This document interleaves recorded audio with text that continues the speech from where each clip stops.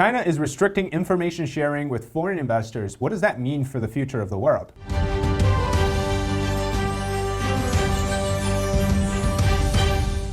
Welcome to China Insider, I'm David Zhang. Information is an economic resource, in particular for risky investments, and China's recent political turmoils have turned foreign investors away.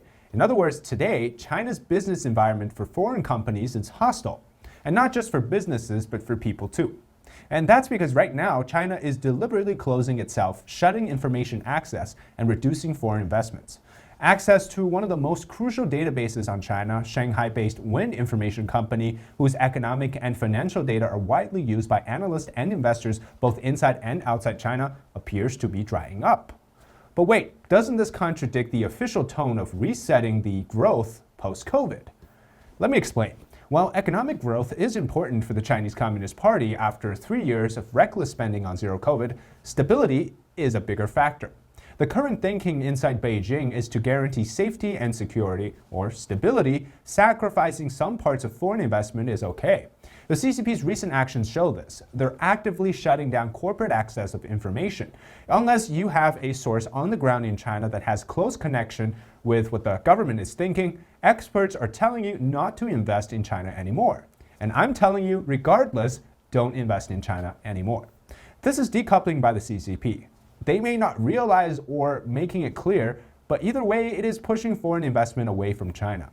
The big picture is this. Xi Jinping wants to create an internal circulation. That means allowing China to function without foreign interaction. Economy, manufacturing, military, technology, whatnot. At most, expanding that set to a certain number of countries who are considered allies, like Iran, Russia, Brazil, Saudis, etc. Now, this new set of rules is the result of regulation changes, and it comes after a series of raids on U.S. consultancies in China. Bain & Company is a U.S. company with a China headquarters in Shanghai. The police raided it and took away computers last month. And months prior, Mintz Group, which is a U.S. due diligence, meaning auditing type firm, had its Beijing office shut down. Under new changes to the spy law in China, foreign nationals and companies will be put under heavier scrutiny over information access. Arrest of foreign nationals, particularly I think with U.S. nationals, will also increase. And adding in the already existing domestic censorship, for example, some people told me that on Instagram that my videos have no sound. So I asked them, well, this is a new one for me, right? I didn't know that they cut out the audio portion of the video on Instagram in China. So if you're connected to Wi-Fi in China, apparently some of the videos don't have sound. And according to South China Morning Post, in just 3 months, China's internet censors have closed over 4,000 websites and removed 55 apps domestically. And that's just one of the really big signs that China is regulating everything about information, especially online access. The keeping of censorship and increasing foreign scrutiny points to a need for stability. And they also actually recently shut down foreign access to Chinese academic databases. So this decoupling of information seems to be an acceptable risk on the part of the CCP. I think also from the perspective of the United States, it's also a very good thing. Fewer U.S. nationals are in China now, less chance to be held hostage. Back in 2010, there were 15,000 Americans studying in China. Today, probably less than 500. And now, reports show that the CCP is stopping people from leaving too, so that includes foreign nationals. Scores of Chinese nationals and foreigners have been ensnared by the exit bans placed by Beijing, and this is according to the report from the human rights group Safeguard Defenders. Meanwhile, a Reuters analysis has found an apparent surge in court cases involving such bans in recent years. Foreign business lobby groups are also voicing concern about the trend, calling it a jarring message as the authorities say the country is open for business, but after 3 years of zero-COVID restrictions, they're actually doing the opposite. Like I said, I think it's an acceptable risk on the part of Xi Jinping. He has chosen not to welcome foreigners now as much as before. Now, Xi Jinping, of course, still has the top companies like Tesla and Apple in their cradle. In Europe, we have companies like BMW and Volkswagen standing in China. Apple, of course, has made India the backup to China. Meanwhile, Tesla seems to be embracing the Chinese market even more.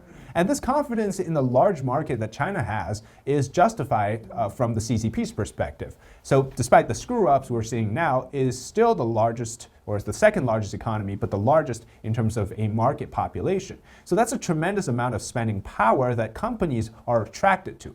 Now, whether that's in real-life applications worth it, well, that's to be seen. But China's purchasing power, of course, as we know it right now, is down. So consumerism isn't actually recovering despite the government setting up a growth target of 5% this year. This means the only attraction left for the Chinese market is whatever the CCP can package together, wrapped up in a gift box at the moment. Now, what do I mean by that?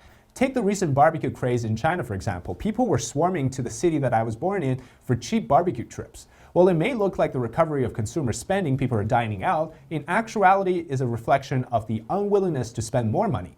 And two big problems are unsolvable. One is the aging population in China. The second is the lack of proper paying jobs for young graduates from college. In China, they claim there's a 20% unemployment rate in the age 16 to 24. Come June, there's going to be millions of new grads from college facing the same issue, no available jobs. But the CCP will never admit to these problems. And they're going to create temporary hypes that appear really good on camera and in writing, but in actuality, from China months to months, the deeper issues cannot be solved.